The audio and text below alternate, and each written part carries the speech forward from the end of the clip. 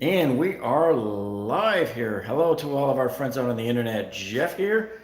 And we're actually live here at a new project. I'm going to turn the camera around here to show you folks what we're looking at here today.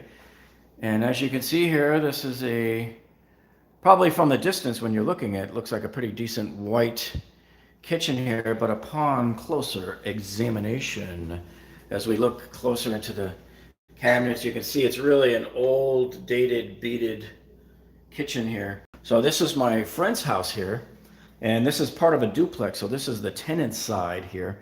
So I'm going to help my friend. We have tenants that are going to be moving in here in, I guess, about 2 weeks here. So we just came back from the cabinet place here where we sat down with them and gave them all of our measurements. We designed the layout in here, and then these are going to come out. So the cabinets are coming next week. So I just wanted to give you folks a heads up here on this. Hey Ernie, what's up? Yes, these a little bit worn down cabinets there. Not too bad, huh? And then of course there's the inside too. I'll show you the inside on some of these here. So yeah, sure, they look brand new. Yeah, so these are all going to come down. The new cabinets are going to be delivered a week from Wednesday, and then here, this is the pantry unit right here. We're going to be replacing this with a base cabinet here and an upper cabinet here, and you guys will like this one here. This was here when he bought the place. So apparently the builder screwed up on their dimensions or something here, and so this plate for the switch ended up in the wrong spot, so they ended up having to do a half switch. So that's actually almost comical there. So what we're going to be doing as part of this project is also moving the switch over here. Quick question, says Ernie. He says, I'm redoing cabinets myself. What is the proper way to measure a cabinet, if you don't mind? Well, the way they do it is the cabinets, when you go to the cabinet stores, they're pretty much already predefined in size. So the best thing to do, which is what we did, and I'll show you in a second what the output was, but we will measure the dimensions of the room. So from one wall here all the way across to the other wall, and then from the floor to the ceiling. So they can enter it on their computer at the design place there. And then same thing over here. We measure from this wall here over to that wall, and we show them what we've got here. And if you like this current layout and you want to duplicate it, that's what they do. So let me walk right over here. I'll get you the paper here. And here's the sample of our new cabinet door. But this here is the output of what happens. So they sit there on the computer with you. It takes about 20 minutes, half hour, whatever. And they calculate what they're going to put where. And so they already know because they know the sizes, but usually, your cabinets are already a predetermined size. Let me get it in the right light here. This is what it's going to look like. So we're actually going to back off, and it's going to, so very similar to what's there now. That's what it's going to be there. Okay. So they already know they have predetermined sizes. We're going to put a 12-inch tall cabinet right here for the microwave. And it's a standard 30, so that's a 30 by 12 wall unit that goes there. And then, the software also figures out what other units they have that are around this same size. And what we're doing here in the corner, you can sort of see it there, just to the right of the stove there. It's going to be a Lazy Susan on the bottom, see right there. And then on the top, it's going to be an angled, because you can see here, this is the other stupid thing that the builder does here.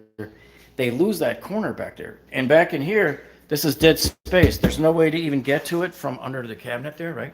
So they already know, based on your dimensions, what they can put, and the computer helps them put Lazy Susans going here. They know to leave 24 inches there for the dishwasher. They know to leave 36 inches here for the cabinet, for the base cabinet. So that's how it works out. And whenever there's inches left over, they'll put spacers, like for example right here. You can see there's a spacer piece right there. So that's how you don't have to worry about, is everything going to fit? It will fit. Their computer will tell them if you're trying to go too many inches across, and but then if you come in under, then you cut pieces that you put on the end too. Like we usually save our spacers for the end right over there. on the ends of the cabinet there. So that's what it's looking like right there. And if you guys have been following the other project we were doing that we started last week, where I had to pull out that base cabinet, you saw me post pictures on the community tab, right, where we pulled out the base cabinet already. And we've already installed the new cabinet right there under it, and we just have a little bit more work to do. We hope to wrap up filming on that one on Wednesday and maybe have that video up by the weekend. Because I know a number of people had been asking about that. That was a really cool one. Because we had to extract out that base cabinet without destroying the granite counter that was there. Remember, it was all glued down and everything. We had to remove the sink from the counter. That's glued as well with silicone. And you basically have to do everything under the whole counter. But anyway, in the coming week or two or so, we're going to be filming this entire project here as we disassemble these cabinets. And what's cool about these are built-in, so these are one whole piece. So back in the 70s, a lot of times what the builders did was these built-in cabinets are sometimes built on site, or they're already pre-measured and pre-built, but it's one piece going across that way and one piece going across the top that way. And I usually just dismantle these and I list them on Craigslist, and usually other landlords or people that want to put these in their garage will come and buy these for, we'll probably get about $200 or $300 for this entire setup here. Probably get about $30 for the stove there. And depending on the condition of the fridge, if they sell a fridge, we'll probably get maybe up to $100 for that fridge. So we try not to throw anything out. I hate it when I look at those flipping shows, right? And you see all of those guys there, they just take a sledgehammer to these cabinets, and it just blows my mind. Makes my blood boil when they do stupid stuff like that. Over here, we may take this wall down to half height and do like a little bar. You elevate it up 6 inches here and do like a granite bar there. We're still not sure yet. We're going to play that one by ear. So what type of wood do you recommend using for cabinets? Well, when I go to the better places like J&K, that's where I get my cabinets from. Most of the better places around town are usually like maple wood or birch wood. But the bottom line is they're solid wood. They're not particle board. So you don't ever want to use particle board at all. And these guys actually make it quite easy for us, because not only, if I can get this drawing here out of the way, not only do they give you the drawing here of what it's going to look like, but they give you everything down to the inch. So you know exactly what's going to get placed where. It's not even off by an inch. And so this, you see these dark shaded areas right here?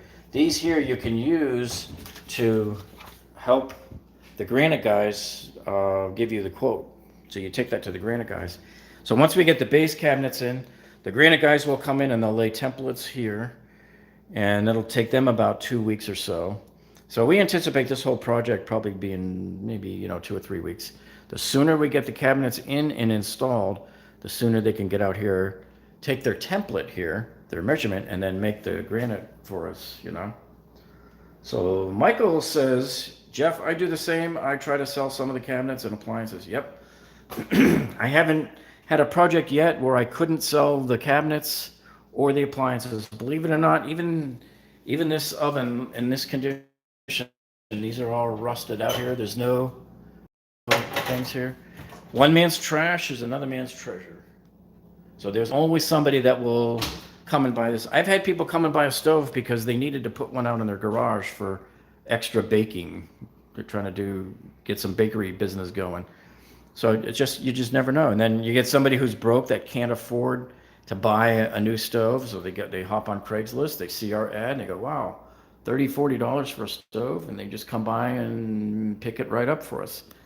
So anyway, this is what it's looking like here. This is going to be a very fast moving, urgent ASAP type project, because the tenants are wanting to move in like on the 15th. So we don't know if they'll actually make it in time, but either way, they may be here with no granite. They'll have just cabinets here, but no granite in place yet until we get that going. So anyway, if anybody's in the market for cabinets, hey, you know where to come. You can get them here used from us. So anyway, there's our update, and I hope you folks saw our recent upload videos that we put up the other night there. And if you haven't, make sure you go and check those out as well. And with that, if nobody else has any other questions, I just wanted to give you guys a quick heads up on what's coming up, and we'll post a few pictures in our community tab as well as this goes on. All right, so thanks guys for joining us. It's always a pleasure having you folks, and it's a pleasure helping you and answering your questions at the same time. And you guys have a great night, and we'll see you on the next one. And congratulations to the Chiefs for that incredible comeback last night on the Super Bowl. All right, folks, we'll see you all later. Bye.